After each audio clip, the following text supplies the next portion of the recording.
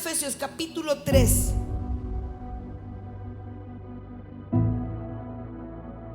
Verso 10, ahora sí. Para que la multiforme sabiduría de Dios sea ahora dada a conocer por medio de quién. A los principados y a quién.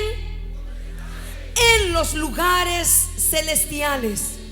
Para que sea dado a conocer en un siguiente nivel, no en otra atmósfera, sino que en otra dimensión. Para que sea dado a conocer en otra dimensión a los principados y a las potestades la multiforme gracia. ¿Sabe lo que es la multiforme? Es algo que tiene diferentes formas. Es algo que puede mutar, que puede cambiar, que puede estar de una manera en esta realidad y de otra manera distinta en esta. Pero se la damos a conocer por medio de quién. De la iglesia. ¿Quién es la iglesia? Diga: yo soy la iglesia. Yo voy a dar a conocer. Yo voy a dar a conocer a los principados, a las potestades, la multiforme gracia. La multiforme gracia de Dios. La manera en que la iglesia se comunica en las atmósferas, la manera en que la iglesia comunica en las dimensiones, se llama oración profética. ¿Cómo se llama? Oración profética. Y todo lo que yo declaro en mi libro de Despertad a los Valientes, hablo de 4 tipos de intercesores. Intercesores de la brecha. Todos sabemos quiénes son, los que se ponen en favor de otro. Intercesores guerreros, que de eso nos encanta. A todos nos gusta hacer guerra espiritual. Bueno, luego me voy a entrar en ese punto. A todos nos gusta hacer guerra espiritual.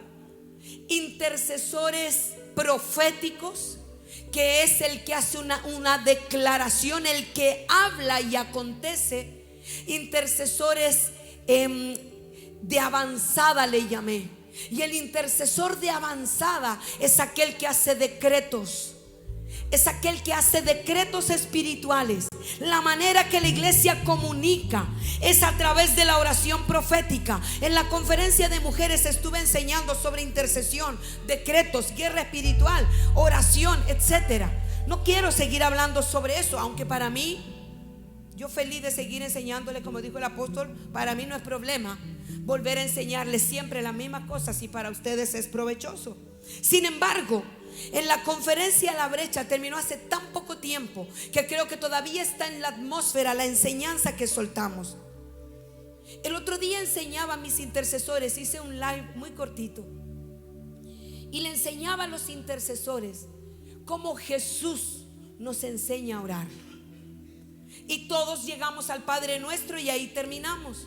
Pero nosotros vemos en el libro de Lucas capítulo 11, donde está el Padre Nuestro, nosotros encontramos allí intercesión.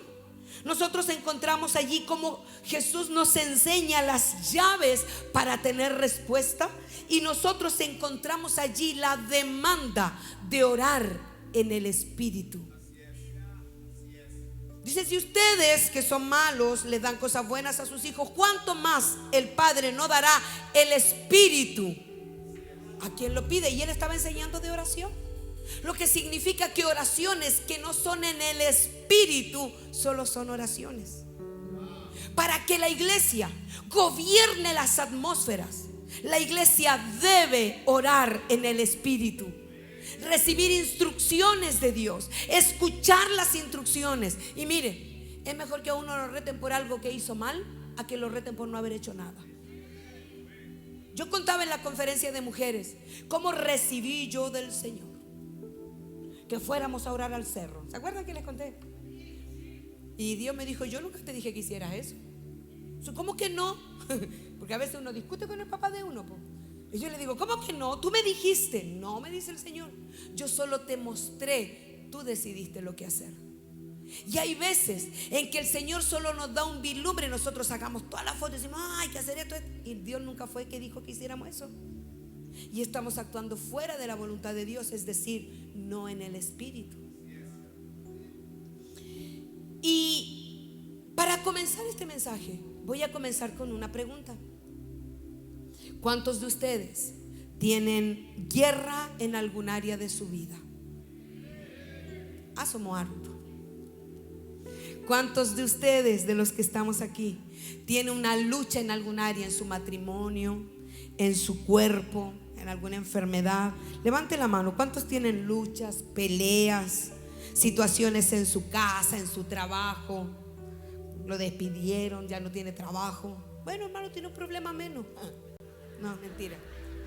Fome el chiste, olvídalo. No, ni un brillo. Diariamente estamos en guerra constante como iglesia. Nosotros. Esto no se está transmitiendo, ¿verdad? No, creo que solo hay una o dos personas conectadas. Ok. Nosotros tenemos peleas aquí, luchas espirituales que se materializan. ¿A cuántos se le materializan las luchas espirituales? Si se supone que no tengo lucha contra carne ni sangre, me mandó un ayer, sangré. Hermano, me pegó sin querer, pero yo sangré. Tenemos luchas espirituales que se materializan en un pedazo de carne. En la iglesia tenemos luchas. Usted probablemente va a ver a muchachos como Claudio, como Ángelo. Usted dice, ay, que le ponen color. No, hermano, todo cambia. Lo dijo Mercedes Sosa. A mí me hubieran contado hace 5 años atrás que nosotros íbamos a tener que tener muchachos como ellos y como otros que hay sentados por allí. Yo hubiera dicho, no, ¿qué le pasa, Crucha? Entonces ahora yo digo, voy a salir y me dicen, ya, fulano va con usted. Hoy yo digo, y espero que llegue, porque si no, no salgo. Porque la lucha se materializa, porque estamos haciendo algo. El que no hace nada no tiene luchas. Si usted tiene una lucha es porque está haciendo algo. Porque el diablo no se va a interesar en quien no es aporte. El diablo tiene que votar al que está haciendo algo. El diablo tiene que votar al que está parado allí. El diablo va a votar al que está intentando pisotearle la cabeza. Atención, evangelistas, la temporada de guerra espiritual sobre tu vida va a ser mayor que nunca. Pero yo, dice el Señor, soy Jehová tu Dios que pelea tus batallas. Aprende a descansar en mí, pero cierra toda puerta. Usted que se dice llamar evangelista, usted que dice que ama las almas, cierre toda puerta al diablo, porque se va a materializar en carne.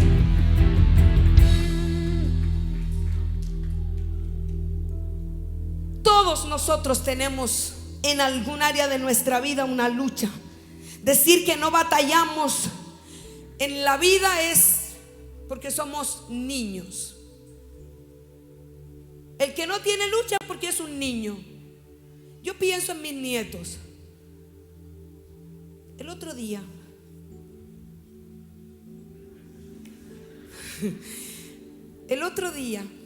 mis nietos, Chanchito el lindo, precioso, estaban los 4 juntos jugando en la casa de la pastora Marce.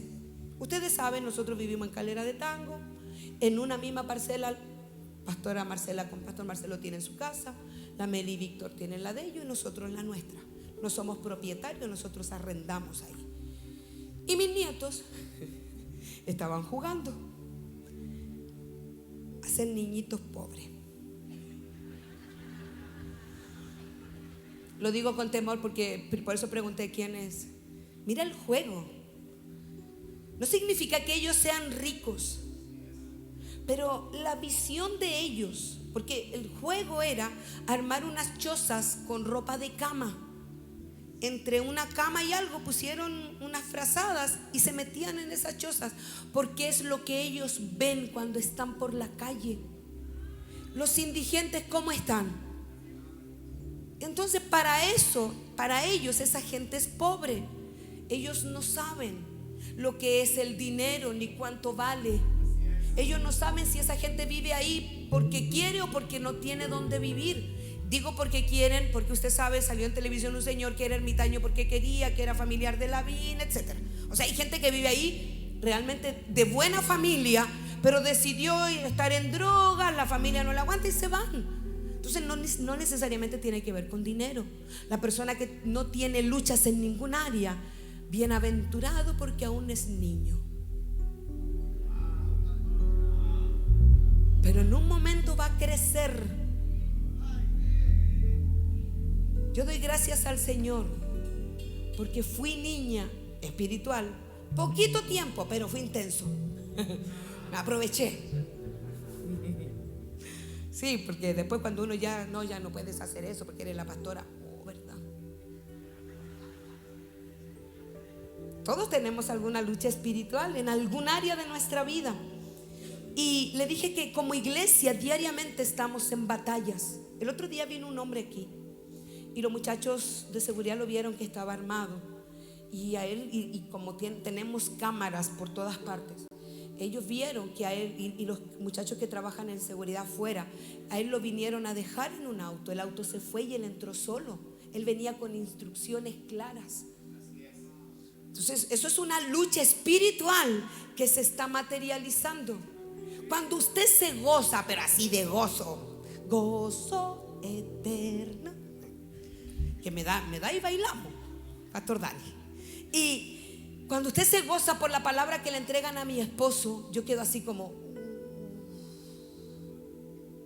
porque detrás de cada palabra hay una batalla.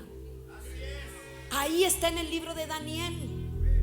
Daniel, al principio de tu ruego, nosotros ya soltamos la respuesta, pero se me opuso el príncipe de Persia por 21 días. Detrás de cada palabra hay una batalla que tenemos que pelear. Entonces cuando le dicen, Carlos, vas a tener una iglesia de 5,000, yo no pienso en los 5,000, yo pienso en los 5,000 problemas. Entre estacionamiento, papel higiénico y quién va a limpiar el templo, ya eso es un drama. Y a eso súmele que se va a oponer Satanás por cualquier medio. Todos tenemos una lucha, todos nosotros. No batallamos contra personas, sino contra potestades y principados. Y en el libro de Efesios dijimos que la iglesia le comunica, no le pide permiso. ¿Qué hace la iglesia? Le comunica, no le está pidiendo permiso. La iglesia tiene la autoridad de comunicar a los potestades, a los principados, de comunicar, de informar y recordar que la iglesia es cabeza, que la iglesia está sentada juntamente con Cristo en los lugares celestiales y que todas las cosas fueron puestas bajo la planta de los pies de la iglesia por medio de Jesucristo, que venció y expuso públicamente a esos mismos principados y a esas mismas potestades en la cruz del Calvario. Fue hecho. Le comunica. La iglesia comunica. Y usted sabe, ¿cuántos dije tienen alguna batalla espiritual? Amén. ¿Sabe qué me gusta ver cuando la gente está en batalla? Cuando uno está en batalla está alerta. Cuando uno no tiene problema, al descuido, Netflix. No hay nada más que hacer, Netflix. Cuando la gente nada tiene que hacer, se pone ociosa. Y cuando se pone ociosa, pelea con el marido. No sé por qué. No sé qué relación tiene la ociosidad y la discusión, pero algo hay ahí, un misterio. Pero me gusta que la iglesia esté en batalla, porque cuando la iglesia está en una lucha, por muy personal que sea, la iglesia está alerta. ¿Por dónde va a venir? ¿Por dónde te voy a esperar? ¿Hasta qué hora voy a estar? La iglesia duerme menos, eso se llama vigilia. La iglesia come menos, eso se llama ayuno. Cuando la iglesia está en batalla, la iglesia está en alerta.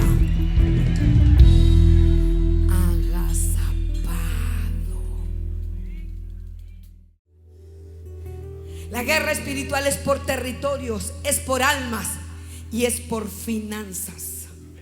El diablo cree que el pueblo de Dios vive de sus riquezas, pero el pueblo de Dios vive de la economía del reino.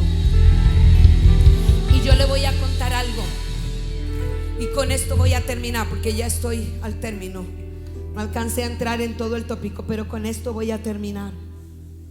El pueblo de Dios fue esclavo en Egipto años. ¿Usted sabe lo que es un esclavo? Es alguien como la Bibi que trabaja sin sueldo. No, Bibi. Un esclavo es alguien que trabaja y no le pagan. No hay sueldo allí. Y durante años el pueblo de Israel fue esclavo en Egipto. Pero llegó un día en que Dios soltó una palabra de libertad para el pueblo. Escúcheme. El día que usted conoció a Jesucristo, fue soltada palabra de libertad para usted, para su alma. De los años de servir en esclavitud en Egipto. Mundo espiritual, lenguaje espiritual.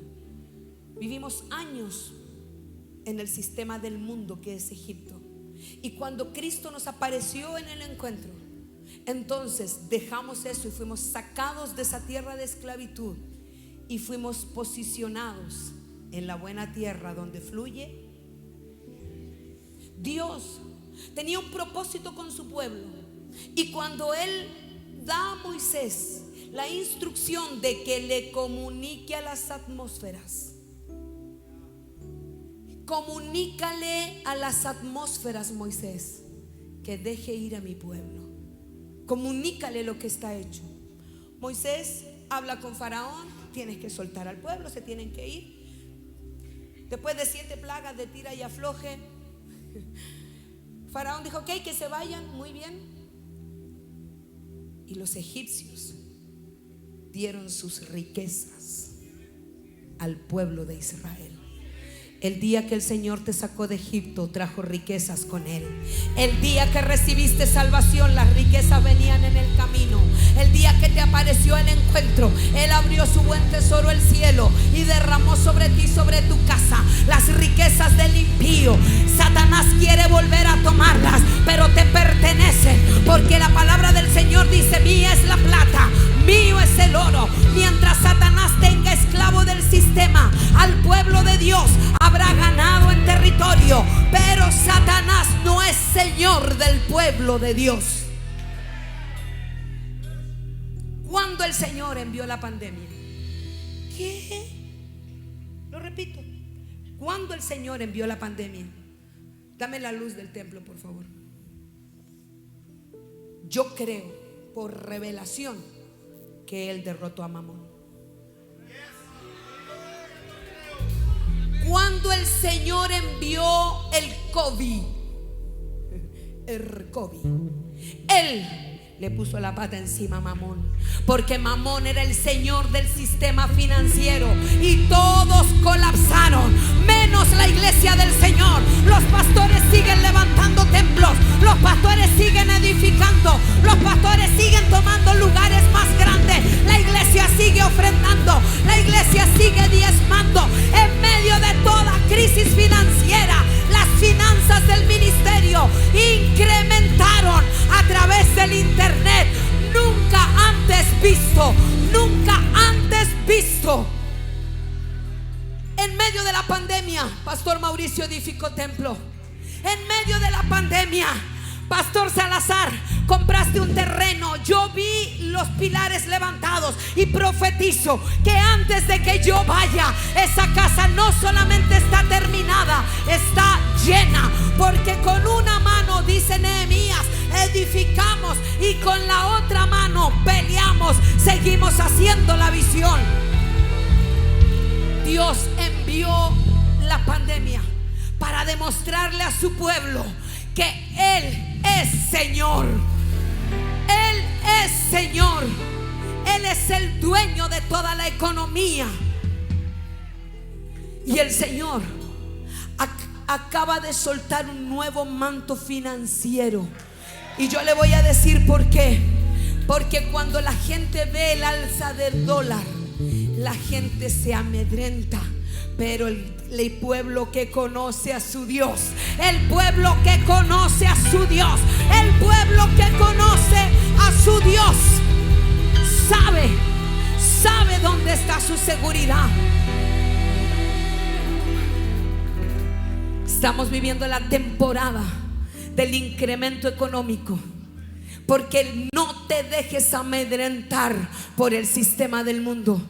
No te dejes amedrentar. Estamos viendo el mayor tiempo de corrupción, aunque estamos orando por eso. Estamos viendo los milagros más sobrenaturales. Y el Señor dice: así como vieron la lluvia caer y oraron en acumulación por ella, así dice el Señor, verán el sistema económico mundial que seguirá descendiendo. Pero como el reino de Dios no se rige por el sistema económico, las iglesias seguirán edificando, los pastores seguirán tomando territorio, seguirán tomando templos, seguirán llevando en crecimiento lo que Dios tiene para la iglesia en esta temporada.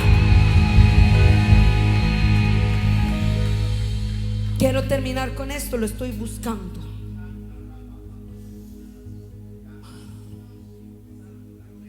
Cuando uno entra en guerra espiritual, cuando yo enseño de guerra espiritual, pasan cosas muy extrañas. Estamos haciendo un libro de guerra espiritual. No funcionaba ninguno de los equipos, ninguno. Terminamos imprimiendo hoja en la impresora, así una impresorita. Pero lo vamos a sacar, porque el pueblo debe saber y conocer a su Dios. Y quiero terminar con dos cosas. Cosa número uno, amor. Dios me habló hace 2 días y Dios está enviando sobre las iglesias y sobre los pastores un nuevo territorio que la iglesia no sabe cómo tratar, y se llama gobierno. La iglesia está entrando en los ámbitos gubernamentales y comenzó tímidamente hace un par de años, pero pastor que entraba en política, iglesia que se cerraba, porque el pastor está llamado a pastorear. Pero los miembros de la iglesia están llamados a entrar en todos los etnos. Los miembros de la iglesia son los llamados a entrar a los etnos. Ahora, Dios va a abrir un manto nuevo de gracia sobrenatural sobre los pastores, para que los alcaldes, gobernadores, cores van a llegar a sus iglesias a pedir consejo. En el lugar donde estás establecido como representante de Dios, Él va a abrir el ámbito gubernamental. Tímidamente comenzarán a llegar. Tímidamente, cuando venga un político pastor y te ofrezca dinero para terminar el templo, tómalo. Tómalo, porque ese político va a gastar el dinero en pecado en contra de Dios, y Dios le da al impío la capacidad de juntar y amontonar para darlo al que agrada su corazón. Cuando venga un político y te diga: quiero ayudar en la edificación del templo, tómalo. Tómalo, porque son los cuervos que Dios está enviando para completar el propósito. Son los cuervos que Dios envía. Son los egipcios que están entregando las joyas. Tómalo, pastor. Cuando venga alguien a ofrecer dinero, tómalo, santifícalo, porque si no es contigo, es contra ti. Segundo, el Señor me dijo, amor, que cuando armes tu agenda, Él me dijo: miércoles debes dejar solo un día para consejería de alcaldes, de empresarios, de gobernadores, ministros. Toda clase de políticos vendrán a buscarte en la oficina, pero el Señor dice: hijo, solo un día, porque la guerra espiritual de ese momento va a ser terrorífica. La guerra espiritual que ocurra el día que determines abrir la puerta a empresarios y políticos va a ser sobrenatural, y tus fuerzas y las del pueblo, dice el Señor, no se pueden diluir de de esa manera. Organízate, deja un solo día para atender a toda gente que no tenga tu mismo espíritu, porque los intercesores te cubrirán. Estarán las leonas en la brecha, dice el Señor, protegiéndote a ti, a tu casa y a tu integridad. Solo un día, porque el Señor ya te lo habló, envió un manto de consejería gubernamental. Solo un día, amor, no cualquier día, siempre. Yo le hablaba ayer con Lorena esta palabra. Le dije, yo no sé qué día es el que se ora por la influencia, pero si es lunes lo vamos a cambiar por miércoles, porque el Señor dijo miércoles, donde estés completamente protegido en la atmósfera espiritual. Y voy a concluir con esto. Libro de Jueces, capítulo 5, verso 15. Jueces, capítulo 5.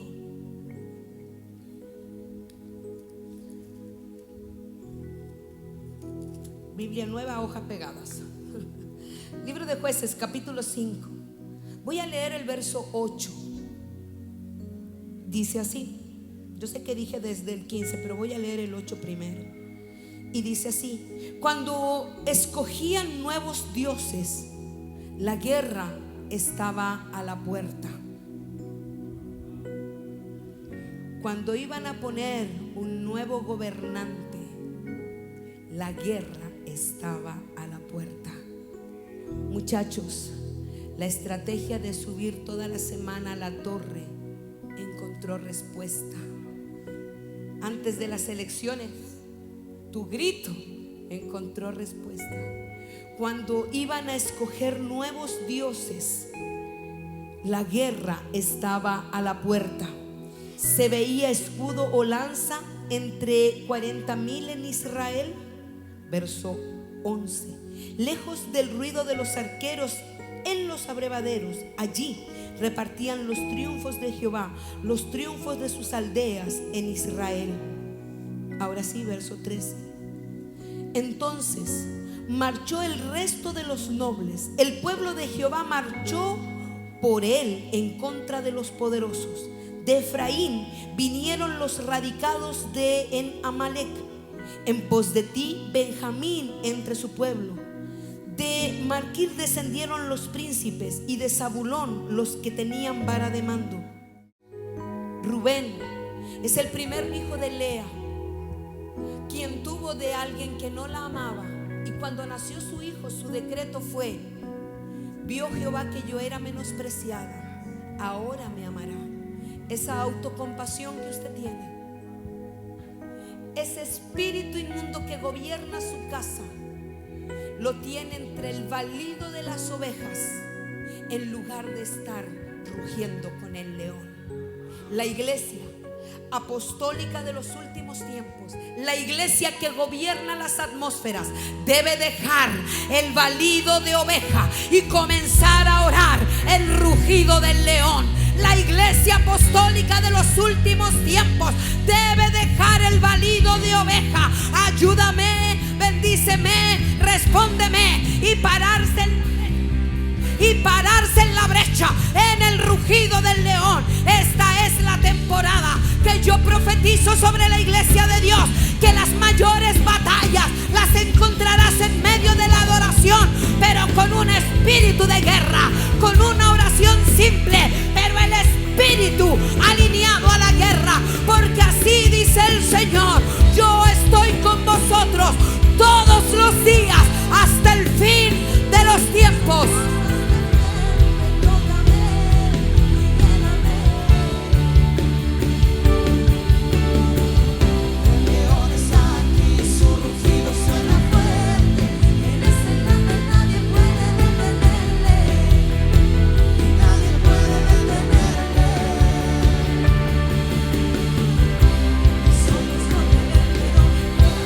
Estás aquí, no se